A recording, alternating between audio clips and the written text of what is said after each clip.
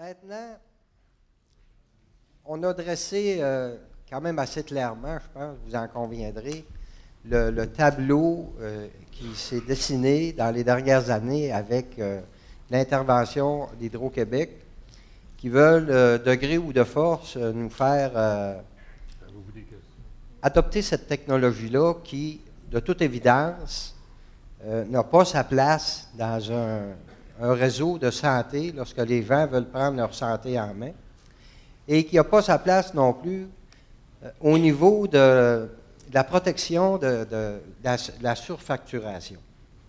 Alors, c'est tout le domaine qu'on a touché. Moi, d'emblée, si je me suis impliqué dans ça, j'étais peut-être un peu comme beaucoup d'entre vous.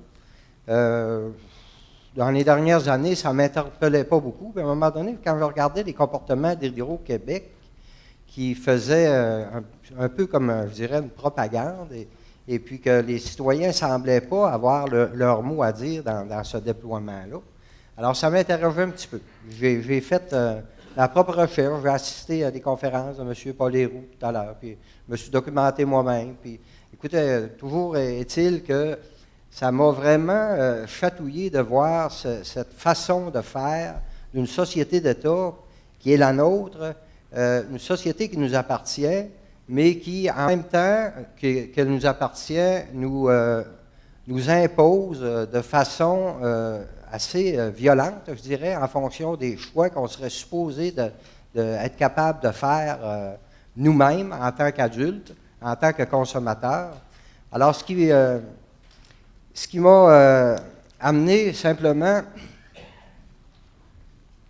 à prendre action moi-même, à contacter ces personnes, ces merveilleuses personnes, je dirais, qui, elles, font ça de façon bénévole, qui sont venues de Montréal, de Québec, de Stoneham, de Saint-Gédéon. C'est quand même toutes des personnes qui se sont déplacées de façon bénévole, comme je vous disais. La mobilisation des citoyens, ça donne quelque chose. OK? Je ne vais pas inventer la roue. On sait tous que l'union fait la force. Alors, ce que je vous propose ce soir, ce qu'on vous propose ici, c'est une façon à vous autres. Vous autres, il y a des gens qui se déplacent, qui font le tour de la province, qui essayent de transmettre l'information au meilleur de leurs connaissances, mais ça appartient à chaque personne qui sont des consommateurs d'électricité, qui sont des payeurs d'électricité, de prendre position. OK? Alors, comme différents intervenants ici nous ont démontré clairement, Hydro-Québec laisse deux choix. Il laisse le choix du compteur non communicant puis le compteur intelligent. Ce n'est pas satisfaisant à cause de tout ce qu'on a vu. Alors, ce que je vous propose de faire, c'est en tant que comme je vous dis, de personne, en tant que consommateur, je vous propose une action citoyenne qui aura pour but de vraiment contrer, une fois pour toutes, en tout cas, je vais ménager mon terme, mais en tout cas, je dirais ces malversations d'Hydro-Québec pour qu'en arriver à une désinformation de la situation réelle qui implique cette dégradation de la santé. Et c'est fort simple.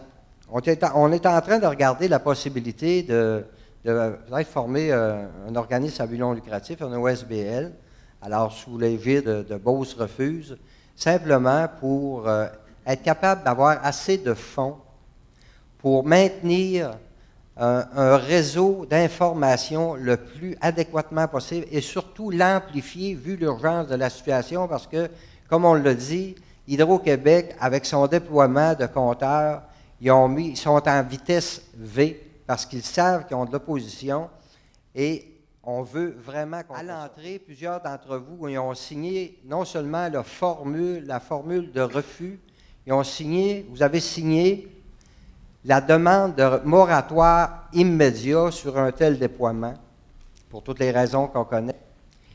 Et on est prêt à aller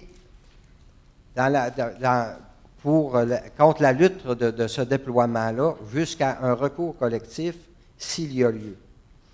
Comment qu'on peut faire ça ensemble? Comment qu'on peut en arriver à contrer une machine aussi bien huilée, rodée qu'Hydro-Québec, qui ont des capitaux, qui ont des personnes aux relations publiques, qui sont capables de parler des deux côtés de la bouche.